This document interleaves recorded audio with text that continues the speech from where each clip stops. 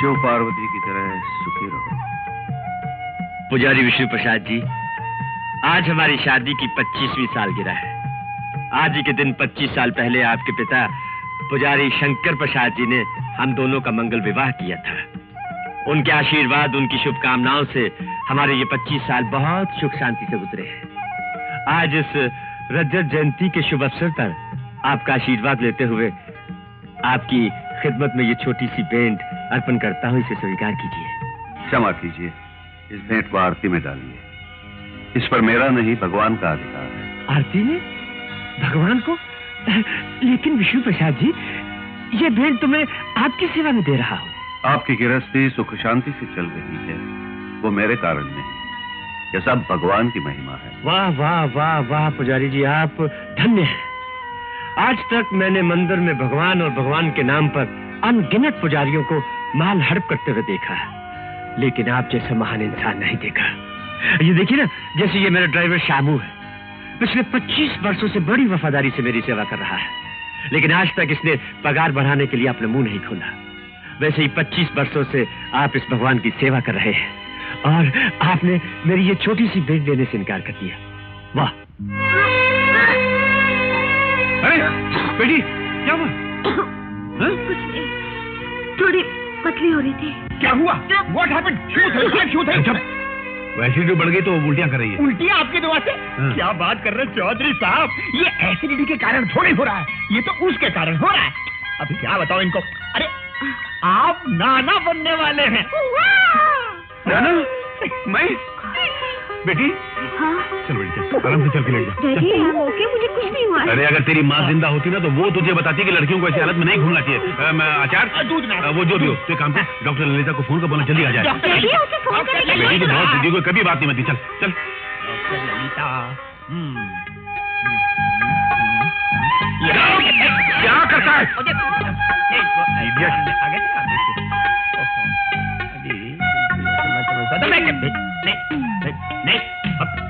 अरे तू पहले डिसाइड करे तुझे जाना कहाँ है?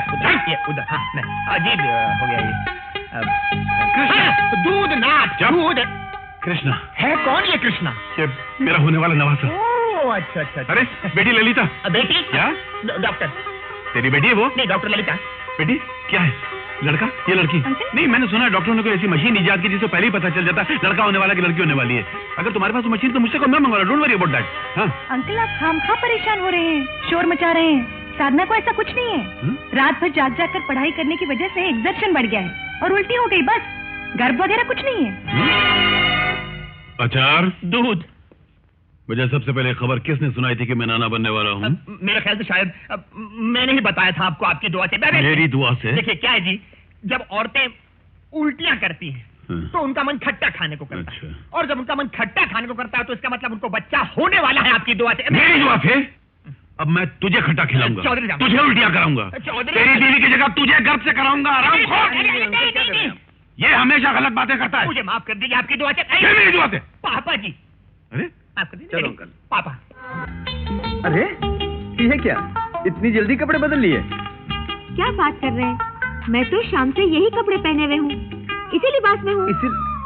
ओह, तो शायद मैं ही सपने देख रहा हूँगा। बहुत अच्छे, खड़े खड़े सपने देखने लगे। जाइए, जाके सो जाइए। रोज अकेले सोते सोते बोर हो गया हूँ। तो फिर जाके नौकर के कमरे में सो जाइए। नौकर? छी, उसे क्या काट कर खाऊं? तुम मेरी तकलीफ क्यों नहीं समझती? देखो ना, तुम्हारे डैडी अपने पैदा होने वाले नवासे के लिए कितना खुश हो रहे थे, उसके लिए नाम भी चुन लिया था। उनकी खुशी के लिए हमारी तरफ से कोशिशें, एफर्ट बहुत जरूरी है ना। बिल्कुल नहीं, जब तक मैं पब्लिक प्रोसिक्यूटर न बन जाऊं, मेरे लिए आराम हराम है। और फिर मुझे कल के केस की तैयारी भी करनी है। अरे ऐसे केस तो रोज ही लगे रहते हैं, जरा इस केस की तरफ भी ध्यान दो ना। मुझे काम है, प्लीज आप जाइए ना। देखो Sadhana, Indian marriage act number 25 1955 section I के तहत अगर पति कुछ चाहे और पत्नी इनकार करे तो ये संगीन जुर्म है, और ऐसी हालत में अगर पति अपनी पत्नी का बलात्कार भी करे तो ये जुर्म नहीं है। Do you know that? अरे डू यू नो दैट? ओह, ये बात है। इंडियन पेनल कोड की दफा 105 ऑफ 1860 सेक्शन 375 के मुताबिक बलात्कार एक भयंकर जुर्म है। 6 साल की कठिन सजा भी हो सकती है। You know that? ये कौन सा सेक्शन है? कोई जबरदस्ती का सेक्शन है क्या? देखो साधना, एक शरीफ आदमी की तरह कह रहा हूँ, इज्जत से बेडरूम में आ जाओ। चलो आ जाओ। नहीं, मैं नहीं आऊंगी। देखिए, बेकार भटकने वाले जानवरों का काम है बच्चे पैदा करना। इंसान का कोई मकसद होना चाहिए, हर चीज का समय होना चाहिए। आपके जैसे मैं बेकार नहीं हूँ। जाइए। देखो मैं नर्वी दिखा रहा हूँ और तुम हद से आगे बढ़ती जा रही हो। Now this is too much. आप बहुत बदतमीजी करने लग गए हैं। जबान पर काबू रखो। मैं तुम्हारा पति हूँ, नौकर नहीं, जिसे तुम तमीज सिखा रही हो। तमीज नाम की चीज का आपको एहसास नहीं है, इसलिए याद दिला रही हूँ। ना खुद काम करते हैं, ना दूसरों को काम करने देते हैं। साधना।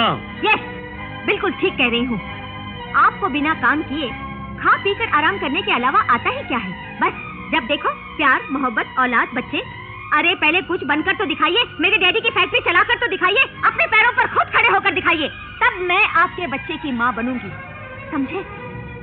Good night. Ladies and gentleman, there is a wonderful news for Sadhana. Sadhana को पब्लिक प्रोसिक्यूटर बना दिया गया है। अभी अभी ऑर्डर इशू हुए। Congratulation Mrs Sadhana. मुबारक हो Sadhana. Thank you very much. आज का दिन मेरी जिंदगी का सबसे बड़ी खुशी का दिन है। इसी दिन के लिए मैंने दिन का चैन और रातों की नींद हराम कर दी थी। मैं आप सबको इस खुशी में शामिल करना चाहती हूँ। अगले संडे को मेरी तरफ से पार्टी होगी और आप सब वहाँ जरूर आएंगे। Thank you, thank you. जी देखो कौन आया। नमस्ते। बहुत बहुत मुबारक। आपका आशीर्वाद। प्रोसिक्यूटर। कैसा गार्ड? मैं एडवोकेट विजय हूँ। वो सब कुछ नहीं चलेगा। जाने देगा वरना नहीं जाने देगा। अरे कमाल के आदमी हो, आप इन्हें नहीं जानते? साधना जी के पति हैं ये। आप आइए सर, ये लो मेरा कार्ड। बदतमीज कहेगा। हाय साधना, सॉरी फॉर द डिले। कितना बदतमीज अंदर गेट पर अंदर आने से रोक रहा था। इस तरह कपड़े पहनकर आएंगे तो जरूर रोकेगा। क्या खराबी है इन कपड़ों में? ओह कम ऑन, कितने बड़े बड़े लोग आए हैं इस पार्टी में। आपको यहाँ सूट पहनकर आना चाहिए था। किस तरह परिचय कराऊंगी आपका इन लोगों से? हस्बैंड कहकर? हस्बैंड? ओह, हमारे वो कानून पढ़कर घर में बुद्ध का अवतार बनकर बैठे हैं। उस पर पार्टी में सूट पहनना भी नहीं आता। इस तरह कहूँ लोगों से? Don't argue with me. Hello, excuse me. Sadhana बेटी। नमस्ते अंकल। Thank you. आइए अंकल। आदाबर से अमृतलाल जी। सुनिए, आप उधर जाकर बैठिए ना, अमृतलाल जी आ रहे हैं। प्लीज उठिए, जाइए। ओह, थैंक्स।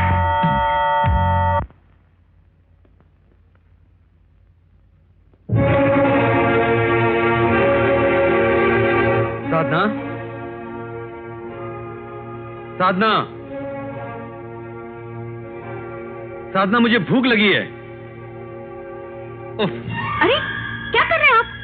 गाना क्यों बंद कर दिया? मैंने गाना इसलिए बंद कर दिया ताकि मेरे दिल के दर्द की आवाज तुम्हारे कानों तक पहुंच सके। दर्द? कौन सा दर्द है आपको?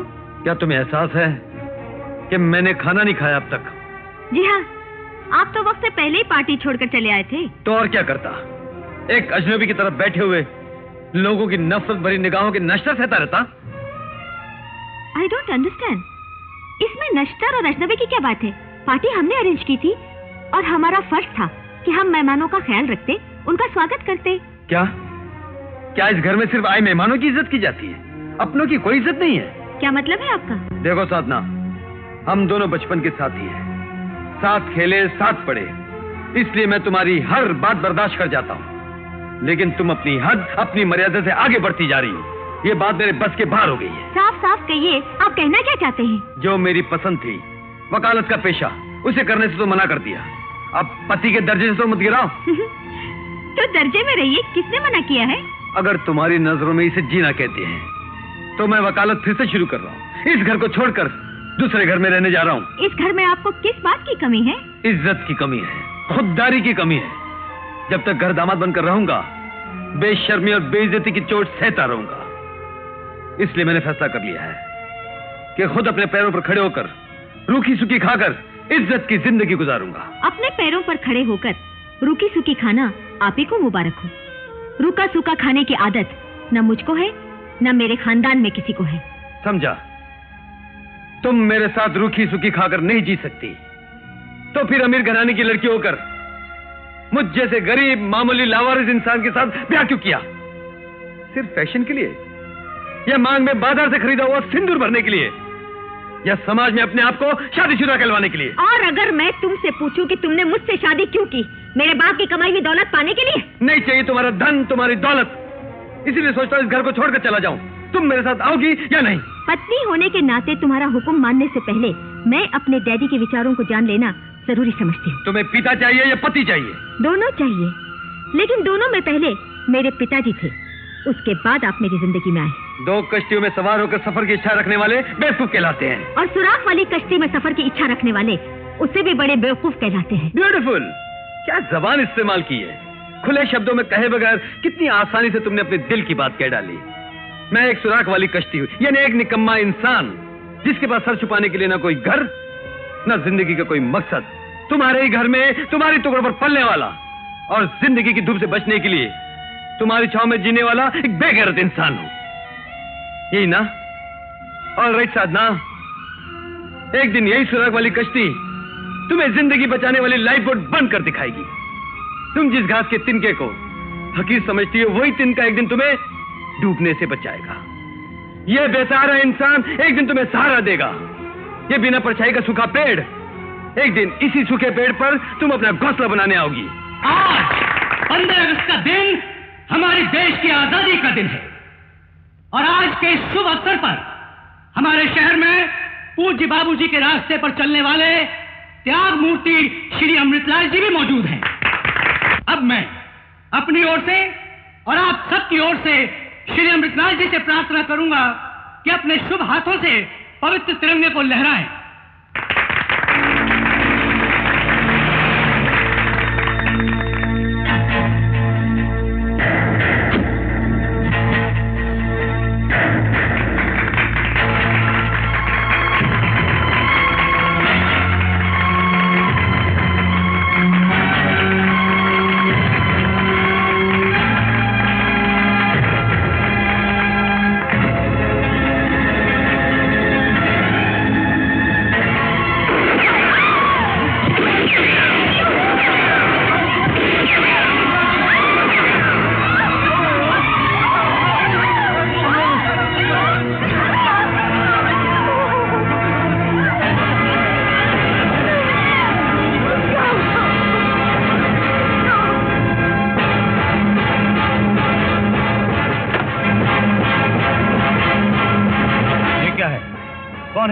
मैं एक खूनी हूँ और सेठ अमृतलाल का खून करके आई हूँ। क्या?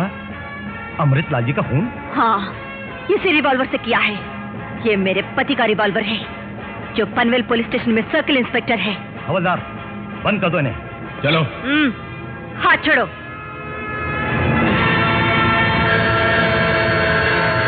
अगर नेक और गरीबों के हमदर्द लोगों का इसी तरह दिन दहाड़े खून बहता रहा तो लोगों को तो भगवान पे से विश्वास उठ जाएगा।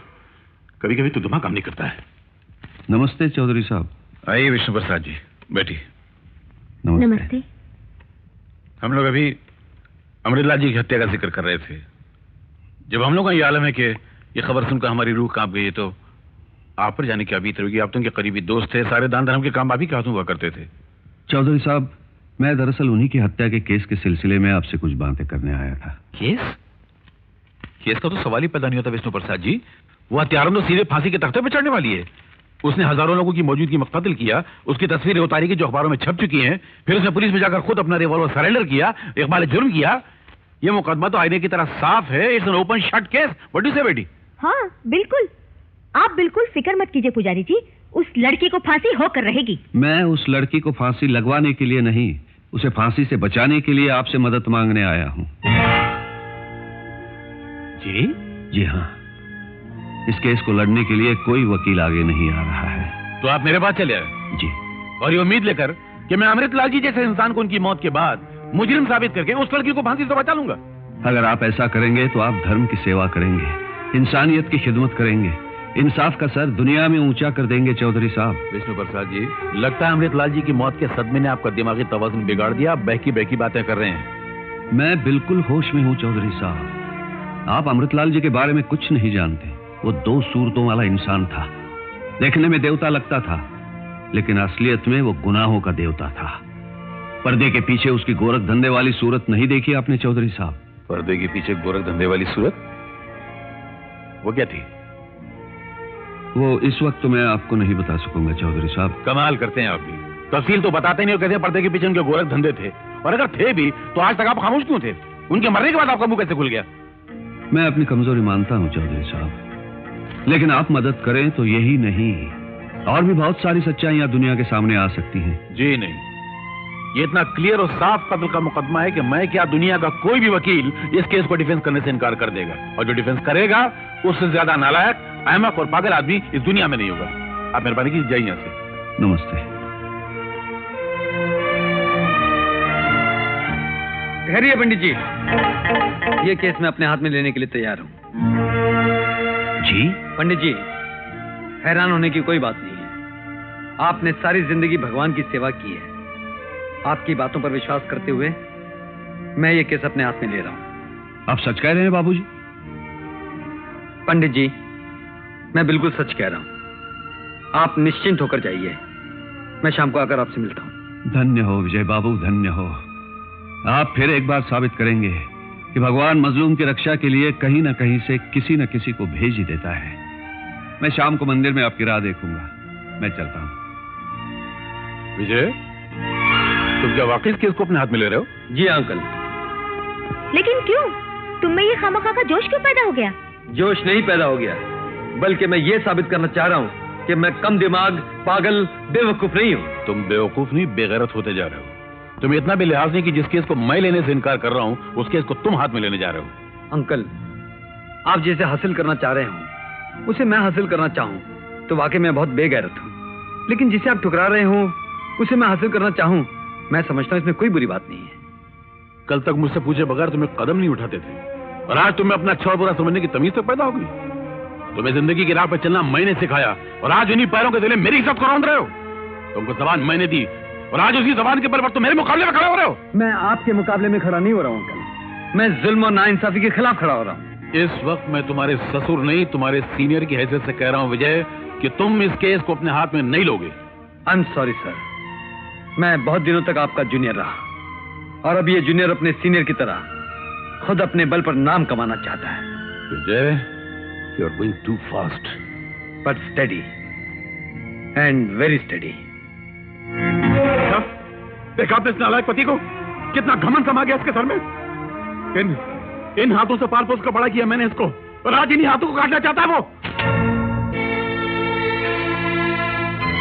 अब आप में इतनी हिम्मत आ गई कि मेरे डैडी के साथ जबान दराजी करने लग गए? मैं तुम्हारे डैडी के साथ जबान दराजी नहीं कर रहा था, बल्कि अपने सीनियर वकील के साथ बहस कर रहा था, जिन्होंने मुझे बहस करने की तालीम दी। और अगर वो मुझे ये कहे कि तुम अपनी तालीम और लियाकत का इस्तेमाल मत करो, तो ये जुल्म है, और जुल्म के खिलाफ लड़ना हर इंसान का पैदाइशी हक है। क्या वो सिर्फ तुम्हारे सीनियर हैं और कुछ नहीं? अपनी बेटी तुम्हें सौंपकर जिस एडवोकेट चौधरी ने तुम्हें अपना दामाद बनाया, समाज में इज्जत दिलाई, क्या वो चौधरी तुम्हारे ससुर नहीं है, सिर्फ सीनियर है?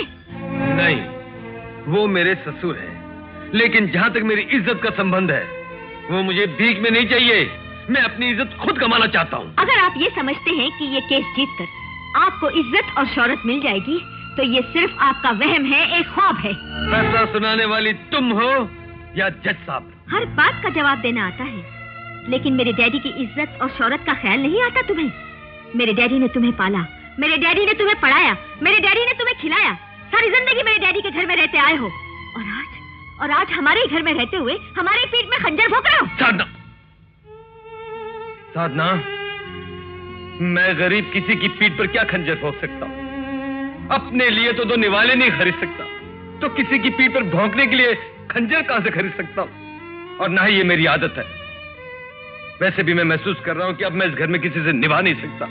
कदम कदम पर निराश करने वाला माहौल है, और मुझसे इस माहौल में जिया नहीं जाएगा। और इसीलिए आज, बल्कि इसी वक्त इस घर को छोड़कर जा रहा हूं। तुम्हारे पिताजी की मान मर्यादा, इज्जत, शौहरत को हिफाजत से इस घर में छोड़कर जा रहा हूं। आज से समझ लो, मैं मशहूर एडवोकेट चौधरी कैलाशनाथ का दामाद नहीं, बल्कि MA LLB advocate Vijay Kumar हूं। अब हमारी मुलाकात सिर्फ अदालत में होगी, पब्लिक प्रोसिक्यूटर साहिबा।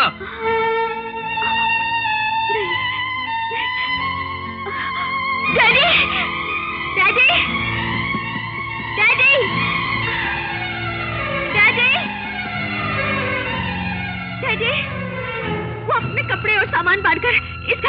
रहे हैं। क्यों?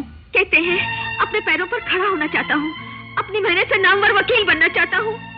उनको हमारे घर का माहौल घुटन वाला और कदम कदम पर रुकावट वाला लग रहा है। ऐसी? आइए वकील साहब, बैठिए। नहीं अंकल, इतने दिनों तक तो बैठकर ही खाता रहा हूं, अब तो खड़ा होने दीजिए। कहाँ? सड़क पर? जी नहीं, अदालत में। मुबारक हो विजय, तुम्हारे ये मजबूत इरादे जानकर और तुम्हारे ख्यालात सुनकर बेहद खुशी हुई। और यकीन मानो, तुम्हारे इन पुरजोश इरादों के बीच मैं या मेरी बेटी कभी नहीं आएंगे। जाओ, बहुत बड़े वकील बनो, इज्जत कमाओ, नाम कमाओ, दौलत कमाओ। इस घर के दरवाजे तुम पर हमेशा के लिए खुले रहेंगे। लेकिन जाने से पहले मेरी एक बात सुन लो विजय, मैं उम्र में और तजुर्बे में दोनों में तुमसे बड़ा हूं, इसलिए बता रहा हूं। मैंने जोश वाले भी देखे और जोश वालों का अंजाम भी देखा है। जिस मुकदमे के बल पर तुम अपने पैरों पर खड़े होने की कोशिश कर रहे हो, वो मुकदमा एक दिन कुल्हाड़ी बनकर तुम्हारे पैर काट डालेगा और मेरी इज्जत का सर काट डालेगा।